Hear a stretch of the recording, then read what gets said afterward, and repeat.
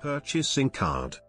A purchasing card, also abbreviated as PCard or PCard, is a form of company charge card that allows goods and services to be procured without using a traditional purchasing process. In the UK, purchasing cards are usually referred to as procurement cards. Purchasing cards are usually issued to employees who are expected to follow their organization's policies and procedures related to PCard use, including reviewing and approving transactions according to a set schedule, at least once per month. The organization can implement a variety of controls for each PCard, for example, a single purchase dollar limit, a monthly limit, merchant category code, MCC, restrictions and so on. In addition, a cardholder's PCard activity should be reviewed periodically by someone independent of the cardholder. Regular reviews should be part of an organization's ongoing purchasing card program management efforts. A variety of factors can contribute to its success or, conversely, its stagnation. There are common PCard program pitfalls to avoid, with the goal of developing success strategies that can put, or keep, a program on the right path. History.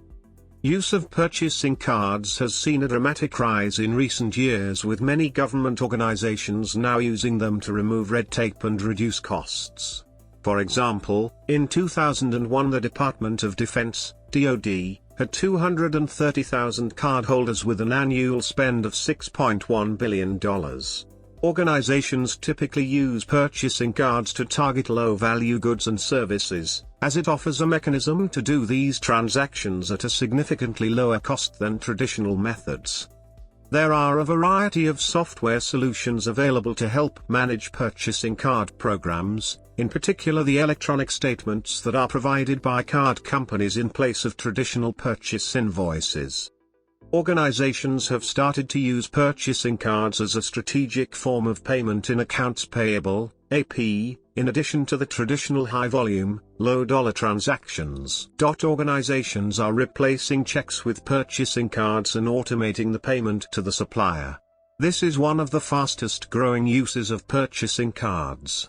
According to the 2005 Purchasing Card Benchmark Survey results, Palmer and Gupta, 2007, traditional purchasing card transactions below $2,000 grew 1.4% from 2003 to 2005. The most dynamic growth was in transactions from $2,000 to $10,000, representing a 6.1% growth. AP transactions fall within this range and can extend into the hundreds of thousands of dollars. Statistics. According to the 2005 Purchasing Card Benchmark Survey, Palmer and Gupta, 2007. The study goes on to discuss moving a purchasing card program to AP. The basic idea is to use the card to settle PO-driven transactions, like you would use ACH or check. The company captures the rebates associated with PCard transactions and sidesteps the work processing check payments involve. Although these cards currently are not in widespread use, their popularity is growing.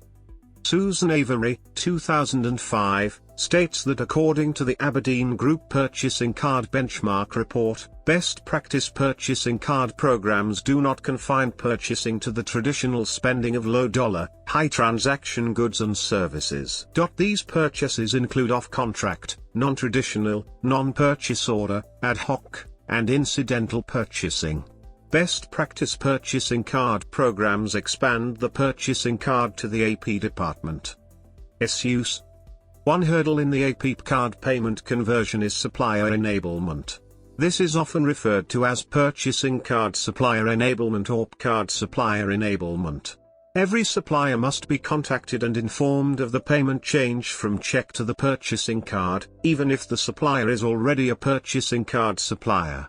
Some banks offer help in the conversion process, purchasing card supplier enablement, and other software companies provide technology to make the conversion efficient and easy for the financial institution, client, and supplier.